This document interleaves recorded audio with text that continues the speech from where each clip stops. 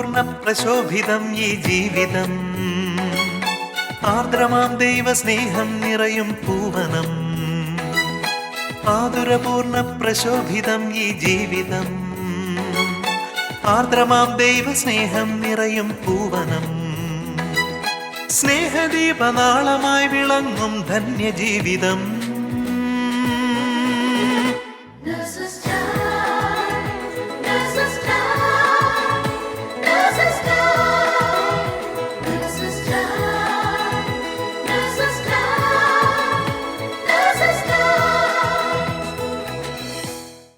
ഈശോ മിശിഹായിക്ക് സ്തുതിയായിരിക്കട്ടെ.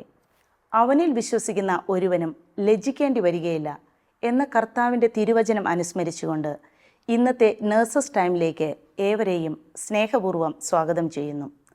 നമ്മുടെ ജീവിതത്തിലുണ്ടാകുന്ന ഓരോ പ്രതിസന്ധിയും നമ്മെ ദൈവത്തിലേക്ക് കൂടുതൽ അടുപ്പിക്കുവാനും കൃപകൾ സ്വന്തമാക്കാനുമുള്ള വഴികളാണെന്ന് നമുക്ക് തിരിച്ചറിയാം. ഇന്ന് ഞങ്ങൾ അനുഭവിച്ച ദൈവസ്നേഹം നിങ്ങളുമായി പങ്കുവയ്ക്കുമ്പോൾ നിങ്ങളുടെ ജീവിതങ്ങളെയും ദൈവം അനുഗ്രഹിക്കട്ടെ എന്ന് പ്രാർത്ഥിക്കുന്നു. ഈശോ മിശിഹായിക്ക് സ്തുതിയായിരിക്കട്ടെ. ഇപ്പോഴും എപ്പോഴും സ്തുതിയായിരിക്കട്ടെ. എൻ്റെ പേര് ജിക്സി. കഴിഞ്ഞ 20 വർഷമായി ഷാർജയിൽ നഴ്സായി വർക്ക് ചെയ്യുന്നു. ഹസ്ബൻഡ് ജോൺസൺ, മക്കൾ ജോഷുവ, ജെറോം. നാട്ടിൽ തൃശ്ശൂർ, കാതിക്കുടം ഇടവകാംഗം. എൻ്റെ പേര് ജിജി. ഞാൻ 9 വർഷമായി ഷാർജയിൽ നേഴ്സായിട്ട് വർക്ക് ചെയ്യുന്നു. ഹസ്ബൻഡ് ഷിൻഡോ. ഞങ്ങൾക്ക് 3 മക്കളാണുള്ളത്. Ann Maria, Aloysius, Emmanuel. ഞാൻ പത്തനംതിട്ടയിൽ ചിറ്റാർ ഇടവകയിലെ അംഗമാണ്. എൻ്റെ പേര് സോണിയ. ഞാൻ Thrissur Vellangallur Saint Joseph church ഇടവകാംഗമാണ്. ഇവിടെ ഷാർജയിൽ കമ്മ്യൂണിറ്റി ഹെൽത്ത് നേഴ്സായിട്ട് വർക്ക് ചെയ്യുന്നു.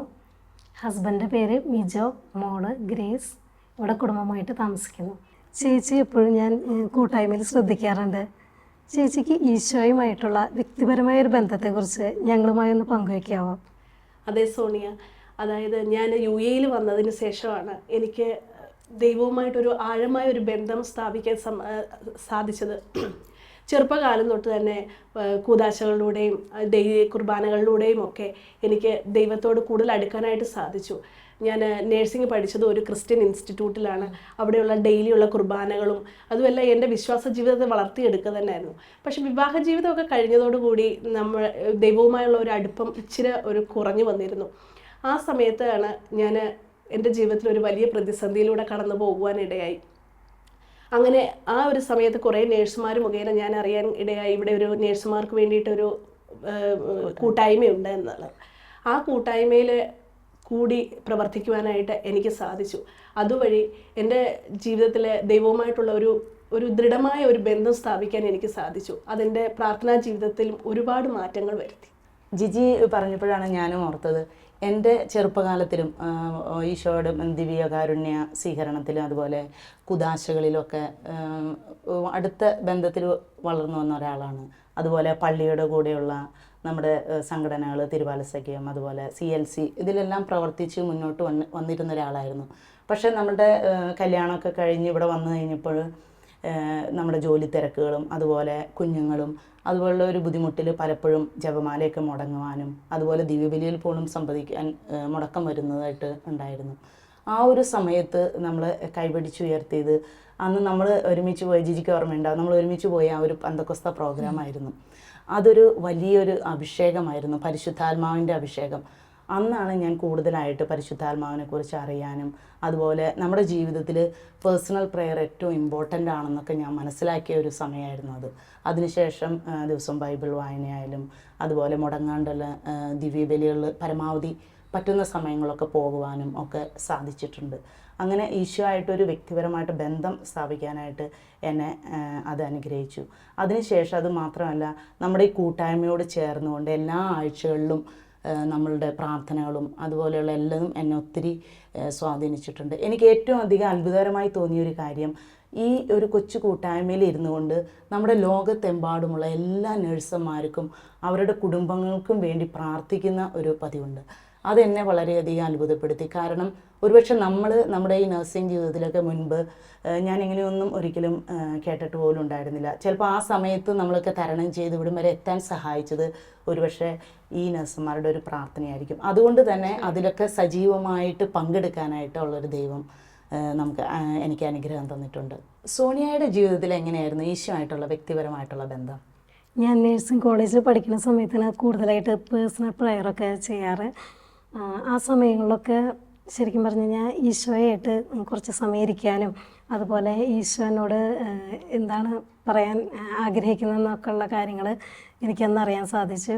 പിന്നെ അതുപോലെ നമ്മുടെ കൂട്ടായ്മയിൽ വന്നപ്പോഴാണെങ്കിലും ഒത്തിരി അനുഗ്രഹങ്ങളും ബോധ്യങ്ങളും ദൈവം എനിക്ക് നൽകിയിട്ടുണ്ട്. ഒരു ദിവസം നമ്മുടെ കൂട്ടായ്മയിൽ കൊന്ത എത്തിക്കാനായിട്ട് എനിക്കാണ് അന്ന് കൊന്ത ലീഡ് ചെയ്യാനായിട്ട് പറഞ്ഞത്. ആ സമയത്ത് കുറച്ച് മടിയോടുകൂടിയാണെങ്കിലും ഞാനന്ന് ചെയ്തായിരുന്നു. പ്രയർ കഴിഞ്ഞ് അന്നത്തെ പ്രാർത്ഥന നയിച്ചിരുന്ന ബ്രദർ ഇന്ന് പ്രയർ ലീഡ് ചെയ്ത വ്യക്തിയെ സ്വർഗം മാനിക്കുന്നു എന്ന് പറഞ്ഞു. അത് കേട്ടപ്പോൾ സത്യം പറഞ്ഞു കഴിഞ്ഞാൽ എനിക്കൊത്തിരി വിഷമമായി. എന്ന് വെച്ച് കഴിഞ്ഞാൽ നമ്മൾ എത്രയോ കൊന്തകൾ ഇങ്ങനെ ശ്രദ്ധയില്ലാണ്ടൊക്കെ ഭക്തിയില്ലാണ്ടൊക്കെ എത്തിച്ചിട്ടുണ്ട്. പിന്നീടാണെങ്കിൽ കൊന്തയൊക്കെ എത്തിക്കുമ്പോൾ കുറേ കൂടി ഭക്തിയോടെയും ശ്രദ്ധയോടു കൂടിയൊക്കെ ചെയ്യാനായിട്ട് പറ്റിയിട്ടുണ്ട്. നമ്മുടെ ജീവിതത്തിൽ നമ്മൾ അങ്ങനെ ദൈവത്തിൻ്റെ സാന്നിധ്യം എപ്പോഴും അനുഭവിച്ചറിഞ്ഞവരായിരിക്കും അല്ലേ? അപ്പം ജിക്സി ചേച്ചിയുടെ ജീവിതത്തിൽ ദൈവത്തിൻ്റെ സാന്നിധ്യം അനുഭവിച്ചറിഞ്ഞ ഏതെങ്കിലും ഒരു നിമിഷമുണ്ടോ? ഒരുപാട് സമയങ്ങൾ നമുക്ക് പ്രത്യേകിച്ച് നമ്മുടെ പ്രാർത്ഥനകൾ, ആരാധന കൂട്ടായ്മകളിലൊക്കെ ഒരുപാട് സമയങ്ങൾ നമുക്ക് ഈശോയുടെ സാന്നിധ്യം അനുഭവിച്ചറിയാൻ സാധിച്ചിട്ടുണ്ട്. പക്ഷേ എൻ്റെ ഓർമ്മയിലിപ്പോൾ വരുന്നത് എനിക്ക് ഏറ്റവും അധികം അത്ഭുതവും അതുപോലെ ഞാനൊരു അനുഗ്രഹിക്കപ്പെട്ട ഒരു നിമിഷമായി ഞാൻ കരുതുന്ന ഒരു സംഭവം ഉണ്ടായിരുന്നു. കുറച്ച് നാളുകൾക്ക് മുമ്പ് ഞങ്ങൾ ഒരുമിച്ചൊരു ധ്യാനത്തിന് പോയിരുന്നു. അപ്പോൾ പലപ്പോഴും നമ്മൾ ദിവ്യബലിയുടെ സമയത്തായാലും ആരാധനാ സമയത്തായാലും ഈശോയനെ വൈദികൻ ഉയർത്തുമ്പോൾ ഒരു ചെറിയൊരു ആഗ്രഹം ഉണ്ടായിരുന്നു. നമ്മളെപ്പോഴും നമ്മുടെ പിള്ളേരോടൊക്കെ പറഞ്ഞു കൊടുക്കും, ഈശോ അവിടെ എഴുന്നള്ളിയിരിക്കുന്നുണ്ട്, ഈശോയോട് പ്രാർത്ഥിക്കണം. അപ്പം എൻ്റെ മനസ്സിൽ അങ്ങനെ ഒരു ചെറിയൊരു ആഗ്രഹം ഉണ്ടായിരുന്നു, എന്നെങ്കിലും ഒരു ദിവസം ഈശോയുടെ മുഖം ഒന്ന് കാണാനായിട്ട്. പക്ഷേ നമുക്കറിയാം നമ്മളൊക്കെ പാപികളും ബലഹീനരും ഒക്കെയാണ്. പിന്നെ ഞാനും വിശ്വസിച്ചിരുന്നത് ഹൃദയശുദ്ധിയുള്ളവർ, അവർക്ക് മാത്രം ദൈവത്തെ കാണാൻ പറ്റും. അപ്പോൾ അങ്ങനെയൊക്കെയുള്ളൊരു ചിന്തയുള്ളത് കൊണ്ട് തന്നെ അത് ചോദിക്കാൻ പോലും ഒരു പേടിയായിരുന്നു. എങ്കിലും ആ 3 ദിവസത്തെ ധ്യാനം കഴിഞ്ഞ ഒരു സമയത്ത്, ആരാധന നടക്കുന്ന സമയത്ത് ഒത്തിരി കരഞ്ഞ് ഞാൻ പറഞ്ഞു, എൻ്റെ മക്കൾക്കെങ്കിലും ഒരു സാക്ഷ്യം പറയാൻ വേണ്ടി, ഇല്ലെങ്കിൽ അവരെ പറഞ്ഞ് മനസ്സിലാക്കാൻ വേണ്ടിയിട്ട് ഞാൻ കണ്ടിട്ടുണ്ട്, അതിനു വേണ്ടിയെങ്കിലും ഒരു കുറച്ച് നേരത്തേക്കെങ്കിലും എനിക്കൊന്ന് കാണാൻ സാധിക്കണേ എന്ന് പ്രാർത്ഥിച്ചിരുന്നു. പക്ഷെ അന്നത്തെ ഒരു പാപിയായ എൻ്റെ ഒരു പ്രാർത്ഥന ഈശോ കേട്ടതുപോലെ ഒരു കുറച്ച് നേരത്തേക്ക് ഈശോയുടെ ഒരു മുഖം ആ അപ്പത്തിൽ കാണുവാനായിട്ട് സാധിച്ചു. അതൊരു വലിയൊരു അനുഭവം തന്നെയായിരുന്നു. തീർച്ചയായിട്ടും ഇന്നും മറക്കാനാവാത്ത ഒരു വലിയൊരു അനുഭവമായിട്ട് തന്നെ എൻ്റെ മനസ്സിൽ അത് നിൽക്കുന്നുണ്ട്. അതുകൊണ്ട് തന്നെ മറ്റുള്ളവരോട് ഈശോയോട് പറയാനായിട്ട് നമുക്കത് സാധിക്കുന്നുണ്ട്. ഞങ്ങളുടെ വിവാഹം കഴിഞ്ഞ് 4.5 വർഷക്കാലമായിട്ടും മക്കളൊന്നും ഉണ്ടായിരുന്നില്ല. ആ സമയങ്ങളിൽ കാര്യം ചെറിയ വിഷമമുണ്ടെങ്കിൽ പോലും ഒത്തിരി അതിനെക്കുറിച്ച് വേദനിക്കുകയോ ഉത്കണ്ഠപ്പെടുകയൊന്നും ചെയ്തിട്ടില്ല. എന്ന് വെച്ച് കഴിഞ്ഞാൽ എനിക്കറിയാം എൻ്റെ ദൈവം എല്ലാം കാണുന്നു, എൻ്റെ ദൈവത്തിന് അസാധ്യമായിട്ടൊന്നുമില്ല എന്നൊരു ബോധ്യം എനിക്കന്നുണ്ടായിരുന്നു. നമ്മുടെ കൂട്ടായ്മയിൽ അന്ന് പ്രാർത്ഥന ലീഡ് ചെയ്ത ബ്രദർ പ്രാർത്ഥന കഴിഞ്ഞ് എനിക്ക് വേണ്ടി പ്രാർത്ഥിച്ചു. ആ സമയത്ത് ബ്രദർ എന്നോട് പറഞ്ഞു, നിനക്ക് ദൈവം കുഞ്ഞിനെ നൽകി കഴിഞ്ഞിരിക്കുന്നു. ഈ ഒരു ഇത് കേട്ടപ്പോൾ സത്യം പറഞ്ഞാൽ എനിക്കത് പൂർണ്ണമായിട്ട് ഉൾക്കൊള്ളാനായിട്ട് പറ്റിയില്ല. അതിനുശേഷം ബൈബിൾ തുറന്ന് വായിച്ചപ്പോൾ മത്തായിയുടെ സുവിശേഷം 9ഉം 10ഉം അധ്യായങ്ങളാണ് കിട്ടിയത്. അവിടെ ഈശോ രോഗസൗഖ്യം നൽകുന്നതും അതേ തുടർന്ന് നീ ഇത് നിർഭയം ദൈവത്തിന് സാക്ഷ്യം വഹിക്കുക എന്നൊരു വാക്യത്തോടു കൂടിയാണ് അത് അവസാനിച്ചത്. അത് കേട്ടപ്പോൾ സത്യം പറഞ്ഞാൽ എനിക്കത് പൂർണ്ണ വിശ്വാസമായി. എനിക്കൊരു ഓഡിയൻസിനോട് ഫേസ് ചെയ്ത് സംസാരിക്കാനുള്ള മടിയും ധൈര്യക്കുറവൊക്കെ എൻ്റെ ഈശോയ്ക്ക് അറിയാം. എൻ്റെ അറിയുന്ന കർത്താവാണ് ഇത് എന്നോട് സംസാരിച്ചതെന്ന് എനിക്കൊരു പൂർണ്ണമായിട്ടുള്ളൊരു ബോധ്യം ഉണ്ടായിരുന്നു. അതുപോലെ തന്നെ ആ മാസം തന്നെ ഞാൻ കൺസീവായി. ഈശോയ്ക്ക് മഹത്വം. ഇതുപോലെ തന്നെ എൻ്റെ ജീവിതത്തിലും എനിക്ക് രണ്ടാമതൊരു കുഞ്ഞിനെ തന്നപ്പോൾ എൻ്റെ ദൈവത്തിൻ്റെ ഒരു സാന്നിധ്യം ഞാൻ തിരിച്ചറിഞ്ഞ ഒരു നിമിഷത്തെക്കുറിച്ച് ഞാൻ നിങ്ങളോട് വിവരിക്കാം. അതായത് ഞാൻ പ്രഗ്നൻ്റായി 6-ാം മാസം അനോമലി സ്കാൻ ചെയ്യുന്ന സമയത്ത് ഡോക്ടർ ഇങ്ങനെ പറഞ്ഞു, നിന്നെ ചെക്ക് ചെയ്തുകൊണ്ടിരിക്കുന്ന ഡോക്ടർ നിന്നോട് എന്തെങ്കിലും പറഞ്ഞോ എന്ന് ചോദിച്ചു. അപ്പോൾ ഞാൻ പറഞ്ഞു, ഒന്നും പറഞ്ഞില്ല ഡോക്ടറെ. അപ്പോൾ ഡോക്ടർ പറഞ്ഞു, ഇതിൽ കുഞ്ഞിൻ്റെ സ്റ്റൊമക്ക് കാണുന്നില്ല എന്ന് പറഞ്ഞു. അപ്പം നേഴ്സായി നമുക്കറിയാം സ്റ്റൊമക്ക് കാണുന്നില്ല. അപ്പോൾ എന്നോട് പറഞ്ഞു, ഒന്നുകിൽ അന്നനാളവും ശ്വാസകോശവും കൂടെ ഒട്ടിപ്പോയൊരവസ്ഥയായിരിക്കാം, അല്ലെങ്കിൽ അന്നനാളം ഇല്ലാത്തൊരവസ്ഥയായിരിക്കുമെന്ന്. അത് കേട്ടപ്പോൾ എനിക്ക് ഉൾക്കൊള്ളാൻ കഴിഞ്ഞില്ല. ആ കുഞ്ഞ് ജനിച്ച് കഴിയുമ്പോൾ എന്ത് സംഭവിക്കുമെന്നുള്ള ഒരു ചിന്തയായിരുന്നു എൻ്റെ മനസ്സിലുണ്ടായിരുന്നത്. അപ്പോൾ ഡോക്ടർ എനിക്ക് റിപ്പോർട്ടും തന്നു. അങ്ങനെ ഞാൻ അതുകൊണ്ട് ഞാൻ എൻ്റെ സങ്കടത്തോടെ, എനിക്ക് അന്ന് ഇവിടെ ആരുമില്ല, ഞാനും എൻ്റെ ജീവിത പങ്കാളിയും മാത്രമേ ഉള്ളൂ ആ സമയം ഇവിടെ. അപ്പോൾ എനിക്ക് ആരോടും പറയാനില്ല, ഞാൻ ആരോടും പറഞ്ഞില്ല. വൈകുന്നേരം ഡ്യൂട്ടി കഴിഞ്ഞ് വീട്ടിൽ ചെന്ന് ഞാൻ എൻ്റെ ജീവിത പങ്കാളിയോട് പറഞ്ഞു. അപ്പം ഞങ്ങൾക്ക് രണ്ടുപേർക്കും അത് സഹിക്കാൻ പറ്റിയില്ല. ആ സമയത്ത് ഞാൻ എൻ്റെ ജീവിത പങ്കാളിയും ബൈബിള് തുറന്നു അന്നത്തെ ദിവസം ദൈവത്തോട് പ്രാർത്ഥിച്ച് വചനങ്ങൾ വായിക്കാൻ തുടങ്ങി. അങ്ങനെ ഞങ്ങളുടെ മനസ്സിനെ ഒരു ശക്തിയാക്കി. അങ്ങനെ ഞാനും എൻ്റെ ജീവിത പങ്കാളിയും അന്നത്തെ രാത്രിയിൽ പറഞ്ഞു, നമ്മുടെ ജീവിതത്തിൽ ദൈവം പ്രവർത്തിക്കും, ഒരു കുഴപ്പവും നമ്മുടെ കുഞ്ഞിനുണ്ടാവില്ല എന്ന് പറഞ്ഞുകൊണ്ട് തന്നെ ഞങ്ങൾ അന്നത്തെ ദിവസം കഴിഞ്ഞു പോയി. അപ്പോൾ എന്നോട് ആ ഡോക്ടർ പറഞ്ഞിട്ടുണ്ടായിരുന്നു, ഒരു കാര്യം ചെയ്യ്, നീ പിറ്റേ ദിവസം വാ, നമുക്കൊന്നുകൂടെ ഒന്ന് ചെക്ക് ചെയ്യാം. അപ്പോൾ എൻ്റെ ഒരു കൂട്ടുകാരി എൻ്റെ കൂടെയുണ്ട്, അവൾക്ക് ട്വിൻ പ്രഗ്നൻസിയാണ്. അപ്പം ഞങ്ങൾ രണ്ടുപേരും കൂടെയാണ് ഈ ടെസ്റ്റിന് വേണ്ടി പോകുന്നത്. അപ്പം ഡോക്ടേഴ്സിൻ്റെ അടുത്ത് കുറേ സ്റ്റുഡൻസ് ഉണ്ട്, അന്നേരം അവരെ പഠിപ്പിക്കാനായിട്ടാണ് നമ്മളെ അവിടെ വിളിച്ചേക്കുന്നത്. അപ്പം എൻ്റെ കൂട്ടുകാരി ഡോക്ടർ പരിചയപ്പെടുത്തിയത് ട്വിൻസായ ബേബീസിൻ്റെ മദർ. എന്നെ അവർ പരിചയപ്പെടുത്തിയത് സ്റ്റൊമക്കില്ലാത്ത കുഞ്ഞിൻ്റെ അമ്മയെന്ന് പറഞ്ഞു. അത് കേട്ടപ്പോൾ എനിക്ക് ഉണ്ടായ സങ്കടം പറഞ്ഞു.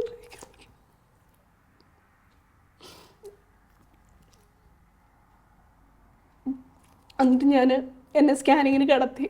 ആ സമയത്ത് ഞാൻ എൻ്റെ ജപമാല ഇങ്ങനെ പിടിച്ച് ഞാൻ കണ്ണുനീരോടെ പ്രാർത്ഥിച്ചുകൊണ്ടിരിക്കും. അപ്പോൾ ഡോക്ടർ ഇങ്ങനെ ചെക്ക് ചെയ്ത് കഴിഞ്ഞിട്ട് പറഞ്ഞു, ഇവിടെ സ്റ്റൊമക്ക് കാണുന്നുണ്ടല്ലോ. ആ സമയം ഞാൻ ഒറ്റൊരു കരച്ചിലായിരുന്നു, ഞാൻ ദൈവത്തെ സ്തുതിച്ചുകൊണ്ട്. അപ്പോൾ അവിടെ നിന്ന് ഡോക്ടേഴ്സ് പറഞ്ഞു, എന്തിനാ കരയുന്നേ, നിൻ്റെ പ്രാർത്ഥന ഫലിച്ചല്ലോ എന്നുള്ള ഒരു വചനമാണ്. അതെൻ്റെ ജീവിതത്തിൽ എനിക്ക് എന്താ പറയുക, ഞാൻ എൻ്റെ ജീവിത പങ്കാളിയോട് വന്ന് പറഞ്ഞ് ഞങ്ങൾ ദൈവത്തെ സ്തുതിച്ച് ഉടനെ ഞങ്ങൾ വന്ന് പള്ളിയിലേക്ക് കയറുമായിരുന്നു ചെയ്തത്. എൻ്റെ ദൈവത്തിൻ്റെ ആ ഒരു സാന്നിധ്യം ഉണ്ടല്ലോ, അതെനിക്ക് പറഞ്ഞറിയിക്കാൻ പറ്റാത്ത ഒരു അനുഭവമായിരുന്നു എൻ്റെ ജീവിതത്തിലുണ്ടായത്. അവിടുത്തെ സങ്കീർത്തകൻ 34:5 ഇതിങ്ങനെയാണ് പറയുന്നത്, അവിടുത്തെ നോക്കിയവർ പ്രകാശിതരായി അവർ ലജ്ജിതരാവുകയില്ല എന്ന്. ആ ഒരു വചനം എൻ്റെ ജീവിതത്തിൽ അന്വർത്ഥമാകുന്ന ഒരു നിമിഷമായിരുന്നു അത്. അസാധ്യങ്ങളെ സാധ്യമാക്കുന്ന ദൈവമാണ് നമ്മുടെ ദൈവം. ഏശയ്യ 58:9 ഇപ്രകാരം പറയുന്നു, നീ പ്രാർത്ഥിക്കുമ്പോൾ കർത്താവ് നിനക്ക് ഉത്തരമരുളും, നീ നിലവിളിക്കുമ്പോൾ ഇതാ ഞാൻ എന്ന് അവിടുന്ന് മറുപടി പറയും. നമുക്കറിയാം, നമ്മുടെ ജീവിതങ്ങളിൽ മുഴുവൻ പ്രതിസന്ധികളും അതുപോലെയുള്ള പ്രശ്നങ്ങളൊക്കെ ഒരുപാടുണ്ടായിട്ടുള്ളതാണ്. പക്ഷേ ആ സമയത്തെല്ലാം ഈശോയോട് ചേർന്ന് നിന്നുകൊണ്ട് അതിനോടൊപ്പം പോകാൻ നമുക്ക് കഴിയാറുണ്ട്. തീർച്ചയായിട്ടും ചേച്ചി ഇത് പറയുമ്പോൾ ഏതാനും വർഷങ്ങൾക്ക് മുന്നേ എൻ്റെ ജീവിതത്തിൽ കടന്നുപോയൊരു പ്രതിസന്ധിയെക്കുറിച്ചാണ് എനിക്ക് ഓർമ്മ വരുന്നത്. കുറച്ച് വർഷങ്ങൾക്ക് മുന്നേ മമ്മി നാട്ടിൽ നിന്ന് യുഎയിലേക്ക് വരികയുണ്ടായി. ഹസ്ബൻഡിൻ്റെ അമ്മ. ആ സമയത്ത് മമ്മിക്ക് ചെറിയ സ്ട്രോക്കിൻ്റെ ഹിസ്റ്ററി ഒക്കെ ഉള്ളതുകൊണ്ട് നമ്മളെല്ലാ ഇൻവെസ്റ്റിഗേഷനും കാര്യങ്ങളൊക്കെ ചെയ്തിട്ടാണ് അവിടെ നിന്ന് ഇങ്ങോട്ട് വരുന്നത്. ഇവിടെ വന്ന് പിറ്റേ ദിവസം തന്നെ പെട്ടെന്ന് മമ്മി കൊളാപ്സായി. അപ്പം നമ്മൾ സ്ട്രോക്കാണോ എന്താണെന്നൊരു ഡൗട്ടിൽ അങ്ങനെ ഹോസ്പിറ്റലിലേക്ക് കിടക്കായിരുന്നു. പക്ഷേ ഇൻവെസ്റ്റിഗേഷനൊക്കെ കഴിഞ്ഞിട്ടും സ്ട്രോക്കിൻ്റേതായ ഒരു ചേഞ്ചസും കണ്ടായിരുന്നില്ല. മാത്രമല്ല ഓരോ ദിവസം കഴിയും തോറും മമ്മി സീരിയസ് ആയിക്കൊണ്ടിരിക്കുകയായിരുന്നു. അങ്ങനെ ICUവിൽ ഏതാനും ദിവസങ്ങൾ അങ്ങനെ പോയിക്കൊണ്ടിരിക്കുമ്പോൾ നമ്മുടെ കൂട്ടായ്മയിൽ നിന്ന് ഒത്തിരി പ്രാർത്ഥന മമ്മിക്ക് കിട്ടിയിട്ടുണ്ട്. അതുപോലെ നാട്ടിൽ നിന്നാണെങ്കിലും ഒത്തിരി പ്രാർത്ഥന കൂട്ടായ്മകളിൽ മമ്മിയുടെ കാര്യം പറഞ്ഞ് പ്രാർത്ഥിച്ചിട്ടുണ്ട്. അതുപോലെ മമ്മിക്ക് രോഗിലാഭനമൊക്കെ കൊടുത്ത് ഡോക്ടേഴ്സ് പറഞ്ഞു, മമ്മി സ്റ്റേബിൾ ആവാൻ വളരെ ചാൻസ് കുറവാണ്, എങ്ങാനും സ്റ്റേബിൾ ആവണമെങ്കിൽ നിങ്ങൾ പെട്ടെന്ന് നാട്ടിലേക്ക് കൊണ്ടുപോകണം. എന്താ സുഖമെന്ന് പോലും കണ്ടുപിടിക്കാൻ പറ്റാത്തൊരവസ്ഥയായിരുന്നു. ആ ഒരു സമയത്ത് ഞങ്ങൾ ഒത്തിരി സ്ട്രഗ്ലിങ് ആ സമയത്തുണ്ടായിരുന്നു. ഇനി എന്താ ചെയ്യേണ്ടത് എങ്ങനെയാണെന്നുള്ളൊരു അറിയില്ലായിരുന്നു. എങ്കിലും ദൈവത്തോട് പ്രാർത്ഥിച്ചതിൻ്റെ കൃപയാൽ എങ്ങനെയോ മമ്മി ഏതാനും ദിവസങ്ങളിലേക്ക് സ്റ്റേബിളായി. അങ്ങനെ ഞങ്ങൾ മമ്മീനെ നാട്ടിലേക്ക് കൊണ്ടുപോകണം. അവിടെ എത്തി മമ്മിക്ക് ക്യാൻസറാണെന്ന് ഡയഗ്നോസ് ചെയ്യണം. എങ്കിലും ആ ഒരു സമയത്ത് അതിനെ ആക്സെപ്റ്റ് ചെയ്യാനായിട്ട് ഇച്ചിരി ബുദ്ധിമുട്ടായിരുന്നു. പ്രത്യേകിച്ച് എൻ്റെ ഹസ്ബൻഡ് ഒരു മകനാണ്. അതുപോലെ പപ്പ ഏതാനും വർഷങ്ങൾക്ക് മുന്നേ മരിച്ചു പോയി. അപ്പോൾ അതിനെ ആക്സെപ്റ്റ് ചെയ്യാനുള്ളൊരു ശക്തി ദൈവം ഹസ്ബൻഡിന് നൽകി. അങ്ങനെ മമ്മിയോട് കൂടി ആയിരിക്കാനും മമ്മീനൊരു നല്ല മരണത്തിന് ഒരുക്കാനൊക്കെ സാധിച്ചു.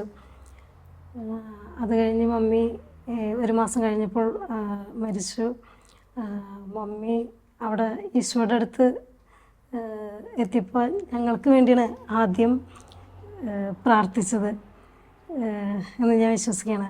എന്ന് വെച്ച് കഴിഞ്ഞാൽ അത് കഴിഞ്ഞിട്ടാണ് എനിക്കൊരു മാസം കഴിഞ്ഞപ്പോൾ ദൈവം ഒരു കുഞ്ഞിനെ നൽകിയത്. ഞാൻ നേരത്തെ പറഞ്ഞല്ലോ, എൻ്റെ ജീവിതത്തിൽ ഞാൻ പറഞ്ഞിരുന്നല്ലോ, എനിക്ക് രണ്ടാമതൊരു കുഞ്ഞുണ്ടായപ്പോഴുള്ള സംഭവം ഞാൻ നേരത്തെ പറഞ്ഞിരുന്നല്ലോ.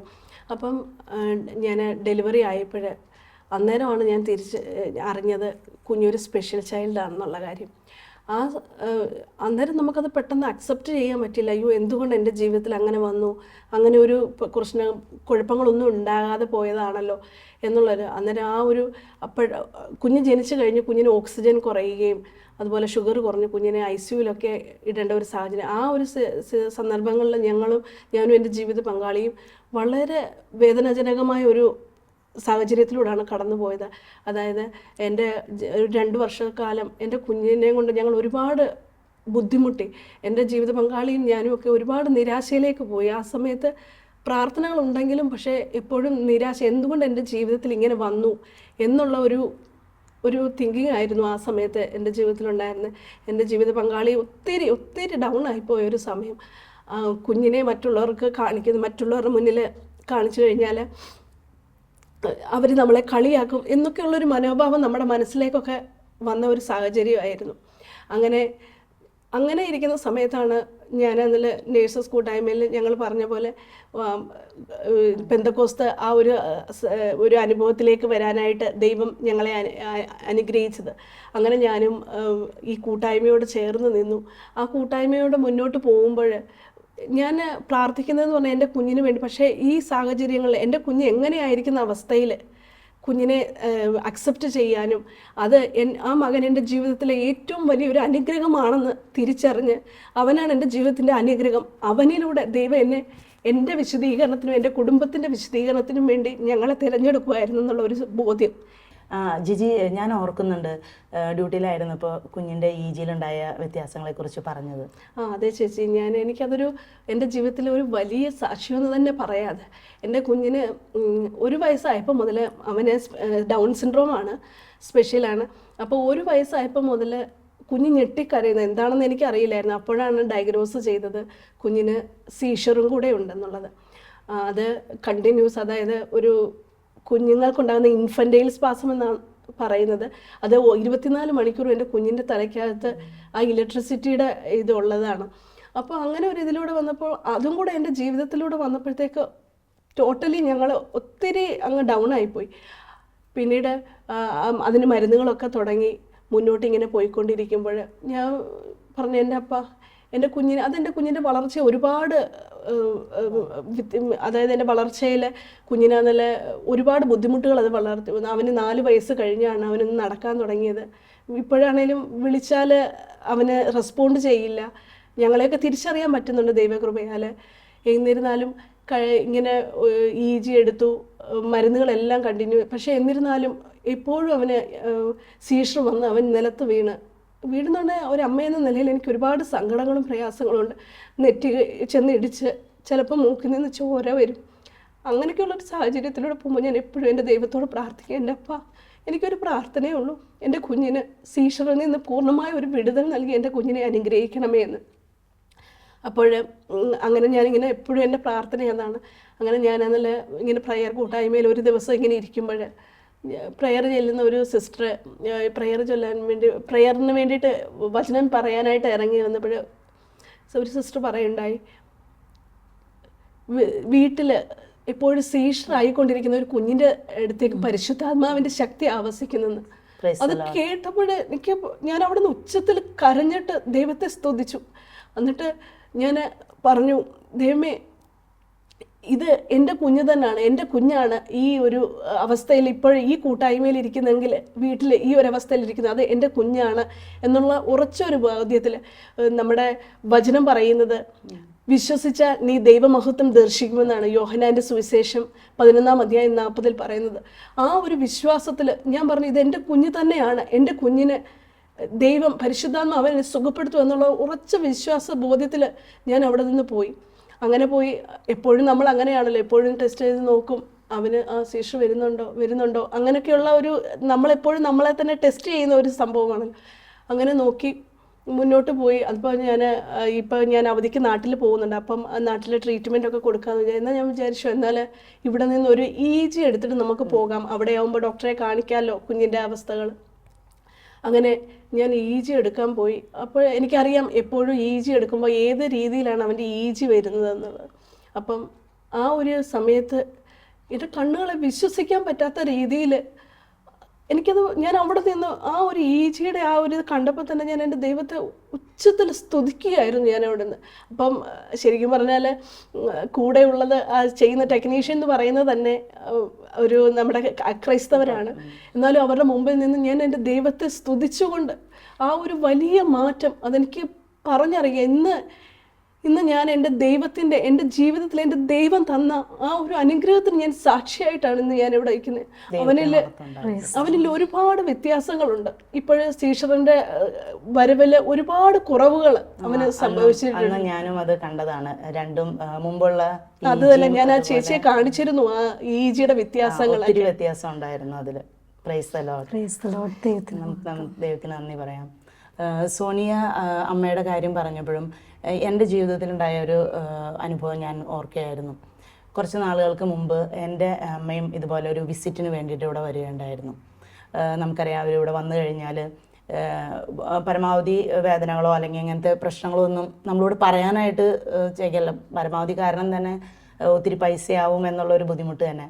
അങ്ങനെ ഒരു ദിവസം ഡിസംബർ 7 ചെറിയൊരു ചെസ്റ്റ് പെയിൻ പോലെ ഉണ്ടായിരുന്നു.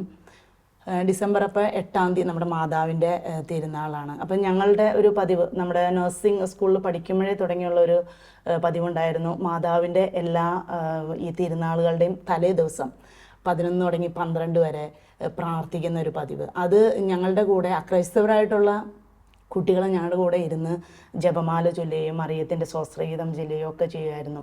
അപ്പോൾ അന്ന് നമുക്ക് 3 ആഗ്രഹങ്ങളൊക്കെ പ്രാർത്ഥിക്കാം. അങ്ങനെ ഒരുപാട് അനുഗ്രഹങ്ങൾ ഞങ്ങൾക്ക് എല്ലാവർക്കും കിട്ടിയിട്ടുണ്ട്. അപ്പോൾ അത് ഇന്നും തുടർന്നു പോകുന്നുണ്ട്. അപ്പോൾ ആ ദിവസം ഞങ്ങൾ വേദനയാണെങ്കിൽ കൂടിയും ഞാനും അമ്മയും കൂടി ഇരുന്ന് പ്രാർത്ഥിച്ചുകൊണ്ടിരിക്കുകയായിരുന്നു. ഞാൻ പല പ്രാവശ്യം ഞാൻ പറഞ്ഞു, നമുക്ക് ഹോസ്പിറ്റലിൽ പോകാമെന്ന്. പക്ഷേ ഇല്ല, കുഴപ്പമില്ല, ഇപ്പം അത്ര അധികം ഇല്ല എന്നൊക്കെ പറഞ്ഞ് ഞങ്ങളിങ്ങനെ വെളുപ്പിന് 3 മണി 4 മണി വരെയായി പ്രാർത്ഥിച്ചുകൊണ്ട് തന്നെ ഇരുന്നായിരുന്നു. പിന്നെ എനിക്ക് ഒരു ചെറിയൊരു സംശയം തോന്നി, ചെറുതായിട്ട് സ്വെറ്റ് ചെയ്യാൻ തുടങ്ങി. അങ്ങനെ ഞാൻ ഹസ്ബൻഡിനെ വിളിച്ചു, നമുക്ക് പെട്ടെന്ന് തന്നെ ഹോസ്പിറ്റലിലേക്ക് പോകാമെന്ന് പറഞ്ഞ്. അപ്പോൾ തന്നെ ഒരു 6 മണി ആയിട്ടുള്ളൂ. വേഗം തന്നെ അടുത്തുള്ള ഹോസ്പിറ്റലിലേക്ക് കൊണ്ടുപോയി. അവിടെ ചെന്ന് ECG എടുത്തപ്പോൾ ബ്ലോക്കായിരുന്നു.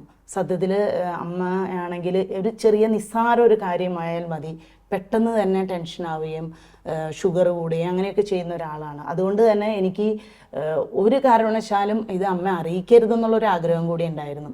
അതുകൊണ്ട് തന്നെ ഞാൻ പറഞ്ഞു, കുഴപ്പമൊന്നുമില്ല, ECG ഒക്കെ നോർമലാണ്. ഹസ്ബൻഡ് പുറത്ത് വെയിറ്റ് ചെയ്യുമായിരുന്നു.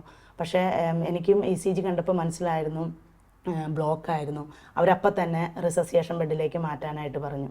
അപ്പോൾ വീണ്ടും അമ്മച്ചി ചോദിക്കുന്നുണ്ട്, കുഴപ്പമൊന്നുമില്ലെങ്കിൽ പിന്നെ എന്തിനാ അങ്ങോട്ടേക്കൊക്കെ മാറ്റുന്നത്, എൻ്റെ ഡ്രസ്സ് മാറ്റുന്നു. അപ്പം ഞാൻ പറഞ്ഞു, ഇല്ല, ഇത് ഈ ഹോസ്പിറ്റലിൻ്റെ ഒരു പ്രത്യേകതയാണ്, ഇവിടെ വന്നു കഴിഞ്ഞാൽ ഇങ്ങനെയൊക്കെ ചെയ്യണം, എന്നിട്ട് വേണം ഡോക്ടറെ കാണാൻ എന്നൊക്കെ പറഞ്ഞ് സമാധാനിപ്പിച്ചു. അതുപോലെ ദൈവം അയച്ചൊരു ദൂതൻ പോലെ എൻ്റെ കൂടെ വർക്ക് ചെയ്തിരുന്ന ഒരു സ്റ്റാഫിനെ ഞാൻ അവിടെ വെച്ച് കണ്ടുമുട്ടി. ഞാൻ എല്ലാ കാര്യങ്ങളും പറഞ്ഞു. എന്നെ ഒത്തിരി ആശ്വസിപ്പിച്ചുകൂടെ, ഒരു കുഴപ്പമുണ്ടാവില്ല, ഇവിടെ നിന്ന് എല്ലാ കാര്യങ്ങളും ഭംഗിയായിട്ട് ചെയ്യാൻ പറ്റും. അങ്ങനെ വീണ്ടും ECG എടുത്തു. അങ്ങനെ വീണ്ടും, പക്ഷെ അതിൽ നോർമലായിരുന്നു. എങ്കിലും അവിടുത്തെ ഡോക്ടർമാർ വീണ്ടും വേറെയുള്ള ഡോക്ടർമാരെ വിളിച്ച്, അപ്പോഴാണ് അവർ പെട്ടെന്ന് തന്നെ ആൻജിയോഗ്രാം ചെയ്യണമെന്ന് പറഞ്ഞത്. അതും അവിടെ ചെയ്യാൻ പറ്റത്തില്ല, അടുത്തുള്ള ഹോസ്പിറ്റലിലേക്ക് കൊണ്ടുപോകണം. നമുക്കറിയാലോ, ഞാൻ ഇത് വീണ്ടും എങ്ങനെ അമ്മച്ചിയോട് പറയുമെന്ന് ആലോചിച്ച് ഞാൻ വീണ്ടും പറഞ്ഞു, ഇതിലും നല്ല ഡോക്ടർമാർ അപ്പുറത്തെ ഹോസ്പിറ്റലാണ്. അതുകൊണ്ട് നമുക്ക് അവിടെ ഒന്ന് വെറുതെ പോയി ചെക്ക് ചെയ്യാം, അല്ലാണ്ട് വേറെ കുഴപ്പങ്ങളൊന്നുമില്ല. മരുന്നൊക്കെ ഇവിടെ നിന്ന് തന്നിട്ടുണ്ട് അവർ. നമുക്ക് വണ്ടിയുണ്ട്, ഹസ്ബൻഡ് പുറത്ത് വെയിറ്റ് ചെയ്യുന്നുണ്ട്. പക്ഷേ നമ്മുടെ വണ്ടിയിലൊക്കെ പോയാൽ ചിലപ്പോൾ ലേറ്റ് ആവും. അതുകൊണ്ട് നമുക്ക് ഇവിടെയുള്ള വണ്ടിയിൽ തന്നെ പോകാം. അത് ആംബുലൻസ് ആണ്. അപ്പോൾ പെട്ടെന്ന് ആംബുലൻസിൽ കയറ്റിയാൽ എനിക്കറിയാം ആൾ ചിലപ്പോൾ വേണമെങ്കിൽ അവിടെ തന്നെ വെച്ച് കൊളാപ്സ് ആവുന്ന ഒരാളാണ്.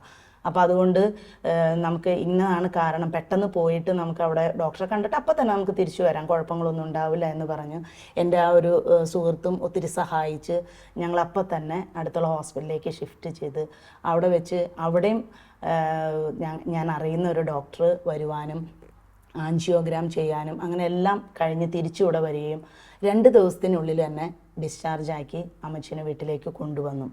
അതിനേക്കാൾ വലിയൊരു അനുഭവം എന്നുള്ളത്, അമ്മച്ചിയുടെയൊക്കെ ഏറ്റവും വലിയ വിഷമം എന്നുള്ളത് പൈസ എത്രയാവും, ഒത്തിരി ആയിട്ടുണ്ടാവും, ബുദ്ധിമുട്ടായിരിക്കും എന്നൊക്കെയാണ് ഏറ്റവും വലിയ പ്രശ്നം. അതിന് ഞങ്ങൾക്കൊരു പരിഹാരം കിട്ടിയത്, ഒരിക്കലും ഞങ്ങൾ ഒരു ഇൻഷുറൻസ് ഒന്നും എടുക്കാറില്ല നമ്മൾ വരുമ്പോൾ. പക്ഷെ ആ ഒരു പ്രാവശ്യം മാത്രം ഒരു ട്രാവൽ ഇൻഷുറൻസ് എടുത്തിരുന്നു. പലരും പറഞ്ഞു അതിനെക്കുറിച്ചൊന്ന് അന്വേഷിച്ച് നോക്കാൻ പറഞ്ഞു. അങ്ങനെ ഞങ്ങൾ അതിനു വേണ്ടി അപ്ലൈ ചെയ്തു. അന്ന് ചിലവായ ഒരു 3 ലക്ഷത്തിൽ കൂടുതലധികം ചിലവായ പൈസ മുഴുവനും ഞങ്ങൾക്ക് തിരിച്ചു കിട്ടുകയും ചെയ്തു, ദൈവത്തിൻ്റെ അനുഗ്രഹം കൊണ്ട്. നമ്മുടെ ജീവിതത്തിൽ ദൈവം എന്തെല്ലാം അനുഗ്രഹങ്ങളാണല്ലേ തന്നേക്കുന്നത്. നമുക്ക് എത്ര നന്ദി പറഞ്ഞാലും സാധിക്കാൻ നമുക്കത് മതിയാവില്ല. അതുപോലത്തെ അനുഗ്രഹങ്ങളാണ് നമ്മുടെ ജീവിതത്തിൽ സംഭവിച്ചിട്ടുള്ളത്. നമുക്ക് ഒരു നിമിഷം ദൈവത്തിന് നന്ദി പറഞ്ഞുകൊണ്ട് പ്രാർത്ഥിക്കാം. കാരുണ്യവാനായ ദൈവമേ, ഇന്നീ ദിവസം നിന്റെ നാമമഹത്വത്തിനായി ഞങ്ങൾ ഒരുമിച്ച് കൂടി നിന്നെ സ്തുതിക്കുവാൻ അവിടുന്ന് തന്ന ഈ നിമിഷത്തിന് അങ്ങേക്ക് നന്ദിയോടെ സ്തോത്രം ചെയ്യുന്നു. ഞങ്ങളെ ഓരോരുത്തരെയും ഞങ്ങളുടെ കുടുംബങ്ങളെയും കർത്താവെ നിന്റെ സന്നിധിയിൽ സമർപ്പിക്കുന്നു. ലോകമാകെയുള്ള എല്ലാ നേഴ്സുമാരെയും അവരുടെ കുടുംബങ്ങളെയും കർത്താവെ നീ അവിടുന്ന് അനുഗ്രഹിക്കണമേ എന്ന് പ്രാർത്ഥിക്കുന്നു. ഞങ്ങളുടെ ജോലി മേഖലകളിൽ ഞങ്ങൾ കാണുന്ന രോഗികളിൽ അവിടുത്തെ കണ്ട് കർത്താവെ അവർക്ക് ആത്മാർത്ഥമായി ശുശ്രൂഷ ചെയ്യുവാൻ ഞങ്ങളെ അവിടുന്ന് ഒരുക്കണമേ. പരിശുദ്ധ അമ്മേ ദൈവമാതാവേ, അവിടുത്തെ പ്രിയപുത്രനോട് ഞങ്ങൾക്ക് വേണ്ടി മാധ്യസ്ഥം വഹിക്കണമേ. നന്മ നിറഞ്ഞ മറിയമേ സ്വസ്തി, കർത്താവ് അങ്ങയുടെ കൂടെ സ്ത്രീകളിൽ അങ്ങ് അനുഗ്രഹിക്കപ്പെട്ടവളാവുന്നു. അങ്ങയുടെ ഉദരത്തിൻ ഫലമായി ഈശോ അനുഗ്രഹിക്കപ്പെട്ടവനാവുന്നു. പരിശുദ്ധ മറിയമേ തമ്പുരാന്റെ അമ്മേ, പാപികളായ ഞങ്ങൾക്ക് വേണ്ടി ഇപ്പോഴും ഞങ്ങളുടെ മരണസമയത്തും തമ്പുരാനോട് അപേക്ഷിച്ചു കൊള്ളണമേ. ആമേൻ. ഈശോ മിശിഹായ്ക്ക് സ്തുതിയായിരിക്കട്ടെ. ഇപ്പോഴും എപ്പോഴും സ്തുതിയായിരിക്കട്ടെ. റോമ 12-ാം അധ്യായം 12-ാം തിരുവചനത്തിൽ ഇപ്രകാരം പറയുന്നു: പ്രത്യാശയിൽ സന്തോഷിക്കുവിൻ, ക്ലേശങ്ങളിൽ സഹനശീലരായിരിക്കുവിൻ, പ്രാർത്ഥനയിൽ സ്ഥിരതയുള്ളവരായിരിക്കുവിൻ. ദൈവം അനുവദിക്കുന്ന സഹനങ്ങൾ മാറിപ്പോകാനുള്ള പ്രാർത്ഥനകൾ മാറ്റി ദൈവഹിതം നമ്മിൽ നിറവേറട്ടെ എന്ന് പ്രാർത്ഥിക്കാനുള്ള കൃപ ഈശോ നമുക്ക് നൽകട്ടെ. കാരണം അനേകം ആത്മാക്കളെയും ഈശോയോടൊപ്പമുള്ള നിത്യാനന്ദവും നമ്മെ കാത്തിരിക്കുന്നുണ്ടെന്ന് നമുക്കോർക്കാം. ഇതിനുള്ള കൃപയ്ക്കായി ലോകമെമ്പാടുമുള്ള എല്ലാ നഴ്സുമാരെയും അവരുടെ കുടുംബാംഗങ്ങളെയും പരിശുദ്ധ അമ്മയുടെ വിമല ഹൃദയം വഴി ഈശോയ്ക്ക് സമർപ്പിച്ചുകൊണ്ട് നമുക്ക് പ്രാർത്ഥിക്കാം. ഓരോ നഴ്സും ഒരു വിശുദ്ധനാകട്ടെ, ഒരു വിശുദ്ധയാകട്ടെ. ആമേൻ. ദൈവമാതാവും ഞങ്ങളുടെ അമ്മയുമായ കന്യകാമറിയമേ, ഫാത്തിമാനാഥേ, എൻ്റെ കുടുംബത്തെയും തിരുസഭയെയും മാനവകുലത്തെയും ലോകമെമ്പാടുമുള്ള നേഴ്സുമാരെയും അങ്ങേ വിമല ഹൃദയത്തിന് പ്രതിഷ്ഠിക്കുന്നു. അങ്ങേ ശക്തിയുള്ള സംരക്ഷണത്തിൽ ഞങ്ങളെ കാത്തുകൊള്ളണമേ. ആത്മീയവും ശാരീരികവുമായ സകല അപകടങ്ങളിലും ക്ലേശങ്ങളിലും നിന്ന് ഞങ്ങളെ രക്ഷിച്ചു കൊള്ളണമേ. എല്ലാറ്റിലും ദൈവേഷ്ടം കണ്ടെത്തി നിറവേറ്റുവാനും യേശുവിൻ്റെ തിരുഹൃദയത്തിന് പ്രീതികരമായ വിധത്തിൽ ജീവിച്ച് സ്വർഗഭാഗ്യത്തിൽ എത്തിച്ചേരുവാനും കാരുണ്യനാഥേ, ഞങ്ങളുടെ സ്നേഹമുള്ള അമ്മേ, ഞങ്ങളെ സഹായിക്കണമേ. ആമേൻ.